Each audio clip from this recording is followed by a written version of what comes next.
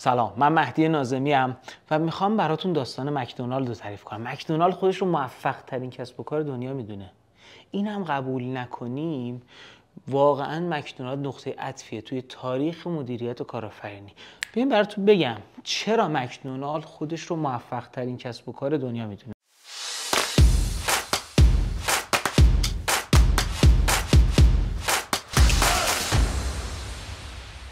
سالانه شعبات میانگین 2 میلیون درآمد، 2 میلیون فروش دارن که 17% سود خالصه، یعنی 340,000 دلار. اما از این مهمتر، میدونید چقدر گنده است این مکدونالد؟ مکدونالد 23,000 شعبه داره توی دنیا، تو 120 کشور و روزانه 43 میلیون عدد غذا داره میفروشه. تقریبا یه اندازه چند تا کشوره، حالا یه نصف ایرانه. از اینا مهمتر میدونید چیه؟ توی بازه 16 ساله بررسی کردن، تنها از شعباتی که تشکیل میشه 5% تو سال اول شکست میخورن و تو 5 سال اول 24%. این عدد یه معجزه است. چرا؟ اگر نرخ کلی رو ببینید که از کلیه کسب و کارا رو ببینید، عدد میرسه به 80% شکست. حالا میفهمیم معجزه یعنی چی؟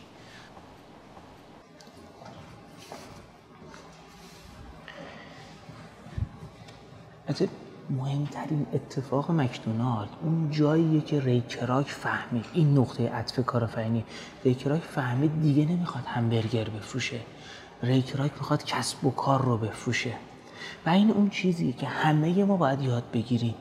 فرقی نداره من یه کار غیر انتفاعی دارم انجام میدم، یه بیزینس کوچیک دارم، یه بیزینس بزرگ دارم، میخوام بشینم یه گوشه بیزینسم کار کنه، پول تولید بکنه، بعد از من بیزینسم ادامه پیدا کنه. من باید راز مکدونالد رو خوب بفهمم. این اون چیزیه که ما اومدیم سراغ مکدونالد. قهرمان اصلی داستان مکدونالد اونجا برادران مکدونالد نیستن، ری کراک. ری کراک یه آدم 52 ساله است، شهر به شهر داره آمریکا، رستوران به رستوران میگرده، میخواد این دستگاه آب گیریشو بندازه بین اون. خب و بهتون بگم تا این لحظه این ری کراک 52 ساله آدم موفقی نبوده. از اینا بود هر شب از این تلقین ملقینا گوش میدن تو آدم بزرگی میشی، تو موفق میشی. من به نظرم این موفقیتش هم تو داستان مکدونالد نه به خاطر این تلقین، به خاطر پشتکار تو تلقین گوش دادن ها. بریم اون روزی که ری کراک وارد مکدونالد شد.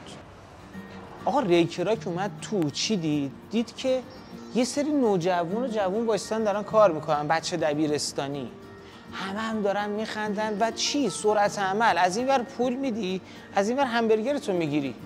زمانی نیست اصلا، به خلاف رستورانای دیگه که میرفت نیم ساعت طول میکشید سفارش جابجا میشد و یه چیزی به ذهنش خورد. گفت انگار یه ماشین میمونه. ماشین چی بود؟ فرق داره با یه تشکیلات، یه سازمان، یه ماشین دیگه، ماشین پولسازی انگار.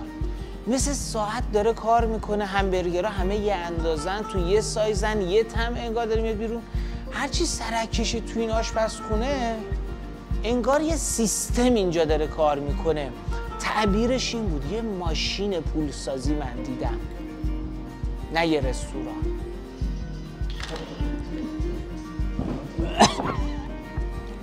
همینجا تصمیم گرفت من از این ماشین پولسازی میخوام. اولین کار چیکار کرد؟ رفت با خود برادران مکدونالد، صاحب رستوران، شروع کرد صحبت کردن. آقا خیلی رستورانتون باحاله، اصلا نمیدونید شماها چی دارید، من خیلی رستوران دیدم مثل اینو تا حالا ندیدم. برادران مکدونالد گفتن تازه خیلی آدمای خوبی بودن، گفتم بیا بریم همه چیش رو نشون بده. رفتن یه دور زدن، آره واقعا همون چیزیه که میخواد. انگار همه چیز جانمایی شده برای اینکه تو بالاترین سرعت و یک نواخت یکسان این همبرگرها تولید شن و با سرعت و با یک کیفیت مشخص بیان برسن دست مشتری. اینو بهش نشون دادم برادران مکدونالد. مصمم‌تر شد. چی گفت؟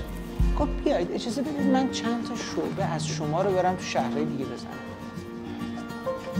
فکر می‌کنید برادران مکدونالد چی جواب دادن؟ قبلش بیا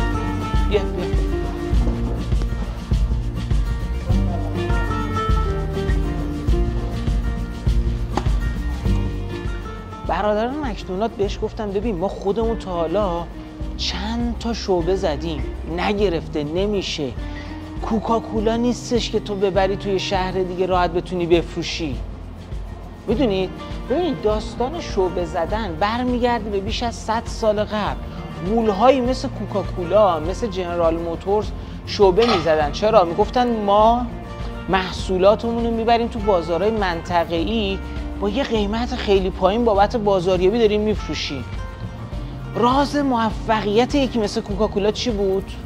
برند، نام تجاری. یعنی مردم بر اساس اون اعتمادی که به این برند داشتن، شما هر جا میبردی کوکاکولا کوکاکولا بود، میخریدن ازت. ولی وقتی برادران مکدونالد رفتن چند تا شعبه زدن، خود برادران مکدونالد شکست خوردن، دیدن نه این داستان کوکاکولا فرق داره با این که شما بری یه رستوران رو ازش شعبه بزنی. خب و اینجا همه به فکر فرو رفتن. یعنی ری کراک با اون همه انگیزه دید انگار نمیشه، دید یه سدی هست. اون سده چیه؟ ناکامی که قبلا برادران مکدونالد خودشون تجربه کرده بودن. حالا ول کرد؟ ول نکرد، پاپی بود. انقدر رفت اومد مخ زد. تو گفت خب باشه بابا برو شما یه دوتا شعبه از ما بزن، ما همه چیزی که بلدیمو بهت یاد میدیم.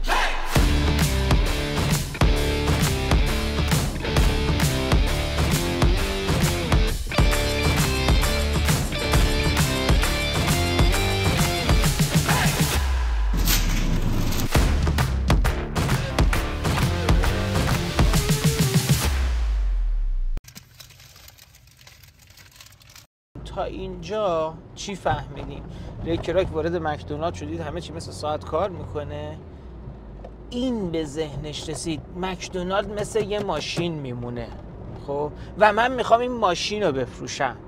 داستان مکدونالد فروش همبرگرهایی با طعم و برند مکدونالد نیست، داستان ری کراک فروش این ماشین است. و اینجا اون کانسپت اصلی تولید شد، سیستم. آقای ری کراک میخواد سیستمی رو بفروشه و داستان اصلی ما میشه سیستم سازی. کلمه سیستم از اینجا بعد پر رنگ.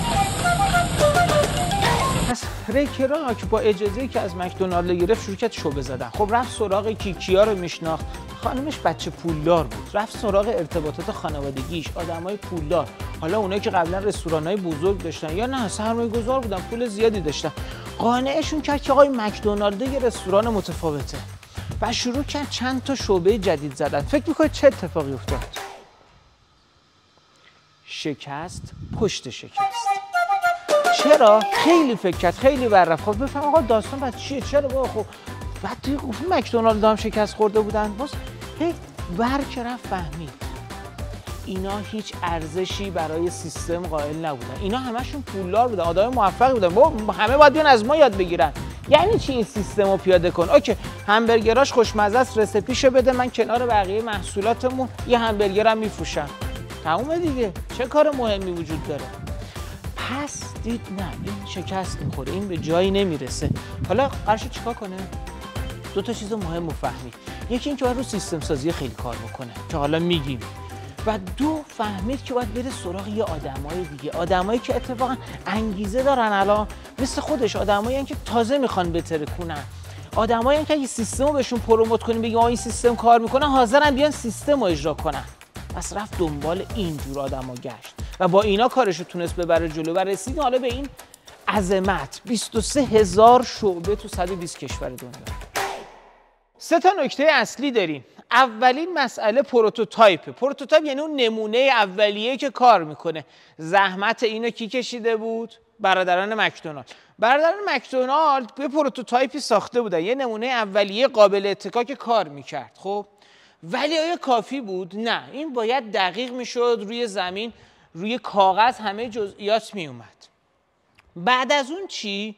بعد از اینکه ما پروتوتایپ رو ساختیم، ما نیاز داریم یه سری امتیاز گیرنده پیدا بکنیم و اینها قانع بشن که آقا اگه میخواهید یه رستوران خوب را بندازید، اگه میخواهید پول تولید بکنید، بهترین گزینه پیاده کردن این سیستم مکدونالده. خب شما با اینو باید به طرف بتونی نشون بدی. پس گام دوم داشتن پروتوتایپ به تنهایی کافی نیست، شما باید بتونی اینها رو قانع بکنی که پیاده کردن این سیستمه که راز موفقیته و این سیستم میتونه شما رو موفق بکنه. این مسئله دومه، این رو باید میتونسته افراد رو قانع کنه. و مسئله سوم، شما وقتی میخوای شعباتتو بفروشی، میخوای امتیاز گیرنده های بیشتری جذب بکنی، چه اتفاقی باید بیفته؟ اگر من شعبه رو دادم به یکی ولی شکست خورد، بقیه میگن این سیستم کار نمیکنه. مسئله سوم کوچه. شما باید همیشه همراه محصولات، همراه خریدارات کیان؟ اون امتیاز گیرنده ها باشی، اونا رو به موفقیت برسونی. پس این گام سومه، همراهیه. مکدونالد تو تک تک اجزا همراهه، باهاشون حرکت میکنه، از رسپی، از منو آماده کردن، از دکوراسیون، از کجای این اصلا شعبه رو کجا بزنیم، کدوم خیابون، بعد تا فروش، تا تک تک گرفتن نیروها، تا نمیدونم چگونگی پرداخت حقوق، با آدم ناراضی چیکار کنیم، مشتری ناراضی، کارمند ناراضی، همه اینا رو دونه دونه کنارتونه تا شما رو عبور بده، به موفقیت برسونه. این سه تا رو ما با هم میخوایم.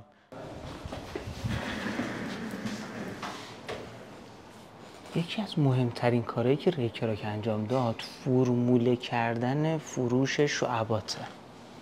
خیلی مهمه. یعنی ببینید در کنار اون کار سیستم سازی، متقاعد کردنه، کوچ کردنه، این که ساختار اقتصادیتونم منطبق باشه خیلی مهمه.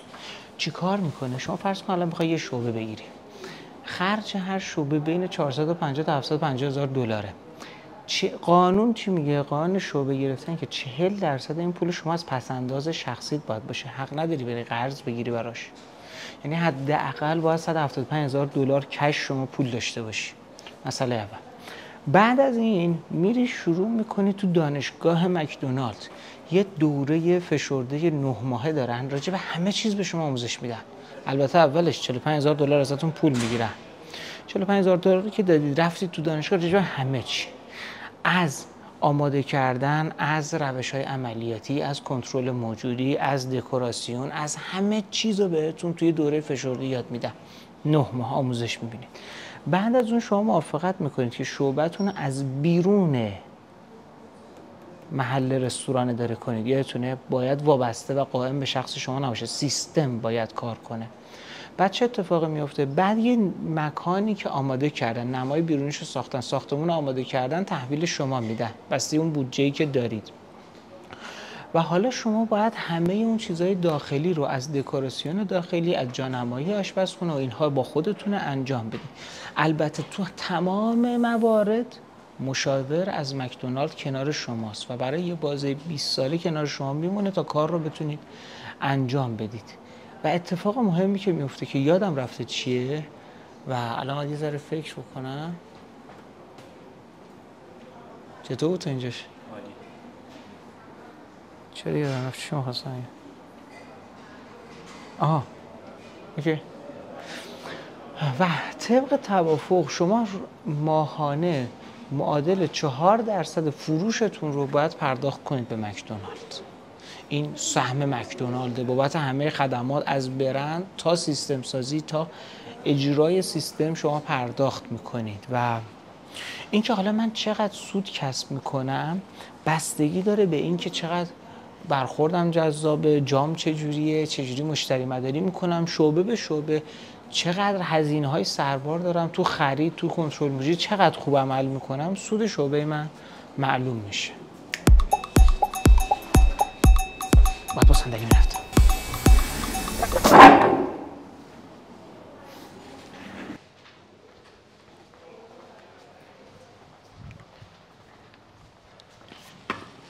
ما داستان مکدونالد یعنی داستان ری کراک رو تا اینجا با هم شنیدیم. تو این داستان رسیدیم به یک کلمه کلیدی. اون کلمه کلیدی سیستم بود. آقای ری کراک سیستم سازی کرد و سیستم رو فروخت. این 23,000 تا شعبه یعنی 23,000 تا محصولی که آقای ری کراک و سیستمی که پایه‌گذاری کرد تونسته بفروشه. حالا من که میخوام کسب و کارم رو راه بندازم یا منی که کسب و کار دارم میخوام توسعهش بدم، باید یاد بگیرم سیستم سازی چجوری اتفاق میفته، لمش رو یاد بگیرم، اون هنرش رو یاد بگیرم که از روز اول درست گام بردارم. توی ویدیو بعدی ما میخوایم بریم سراغ راز سیستم سازی. بریم دیگه.